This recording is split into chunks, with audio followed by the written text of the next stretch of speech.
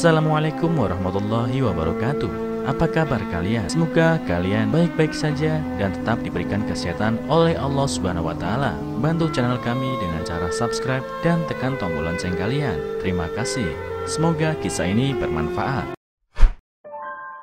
Tuan tanah kaya mengusir wanita tua miskin dari rumah sewa. Ketika pergi ke makan malam keluarga, dia terkejut melihatnya di sana.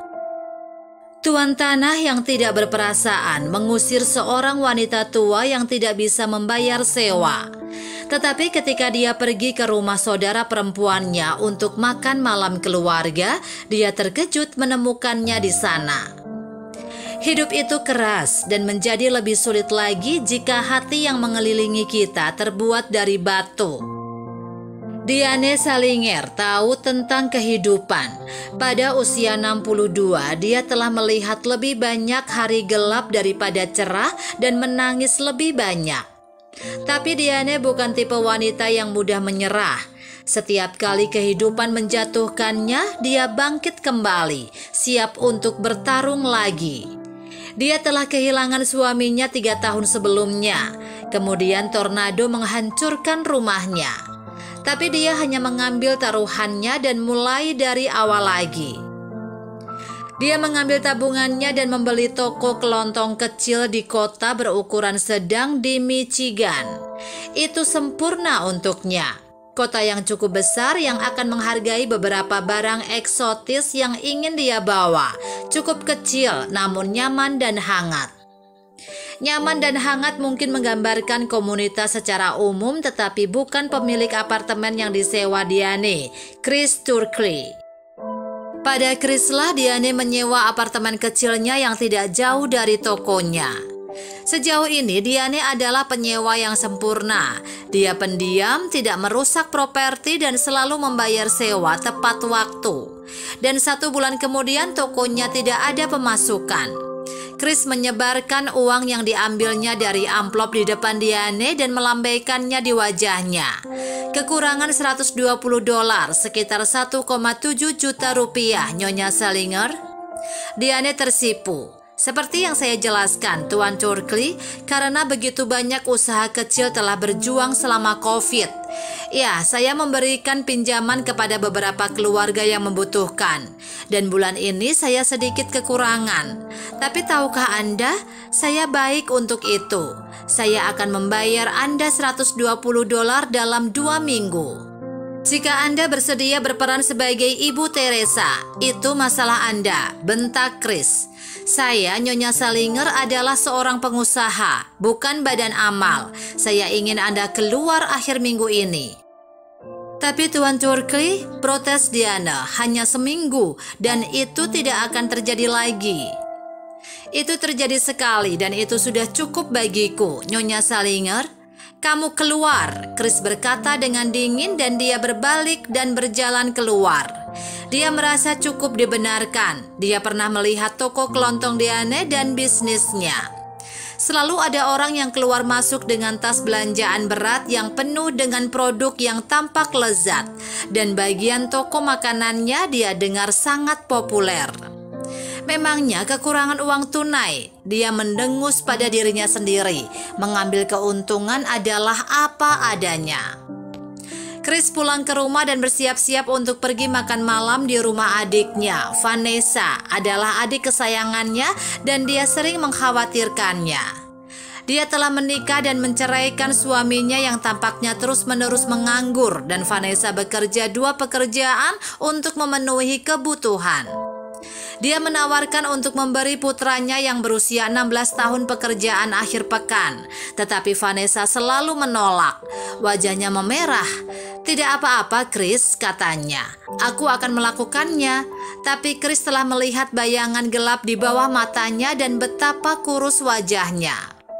Itu adalah hari ulang tahun keponakannya. Jadi Chris memasukkan uang kertas $20 ke dalam amplop dan memasukkannya ke dalam saku jaketnya. Kemudian dia menuju pintu dan berjalan 3 blok ke rumah Vanessa. Dia mengetuk pintu dan Vanessa menyambutnya dengan senyum bahagia. Dia terlihat lebih santai dan jauh lebih bahagia. apapun yang dia masak untuk makan malam berbau lezat dan mulutnya berair. "Hai," katanya sambil mencium pipinya. "Di mana anak yang berulang tahun?" "Bermain video game dengan Diane," Vanessa tersenyum. "Masuklah." Vanessa berjalan ke tangga dan berteriak, "Josh, Diane, ayo turun, ini waktunya makan malam." Yang membuat Chris kecewa dalam perjalanan Nyonya Salinger, penyewa yang baru saja dia keluarkan dari propertinya, dan dia tampaknya berhubungan baik dengan keponakannya dan saudara perempuannya. Diane sama tercengangnya melihat Chris, tapi dia bisa mengendalikan diri. "Halo," dia tersenyum. "Senang bertemu denganmu. Aku tidak tahu kamu adalah saudara laki-laki Vanessa." Chris tersipu dan berdehem. Ya, adik perempuanku, kamu tahu."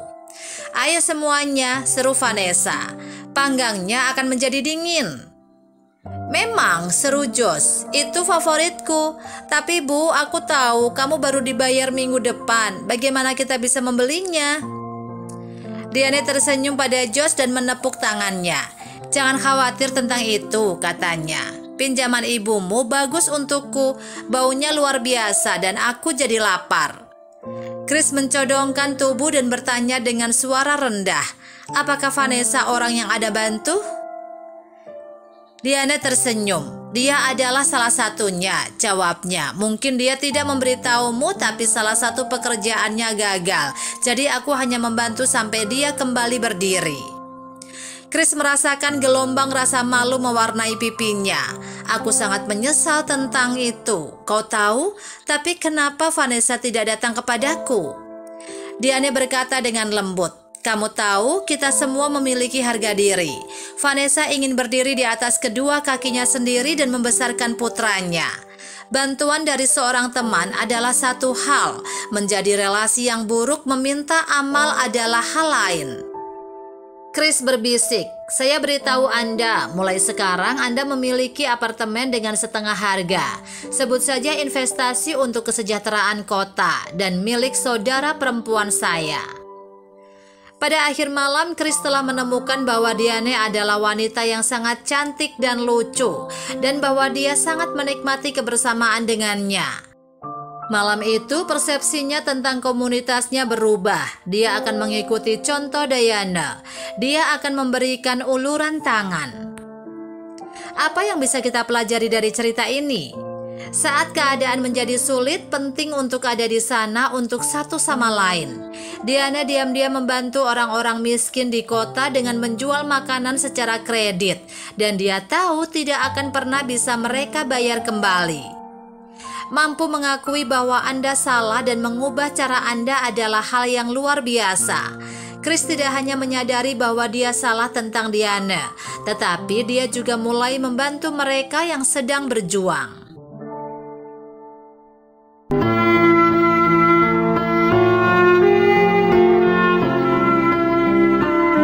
Assalamualaikum warahmatullahi wabarakatuh. Apa kabar kalian? Semoga kalian baik-baik saja dan tetap diberikan kesehatan oleh Allah Subhanahu wa Ta'ala.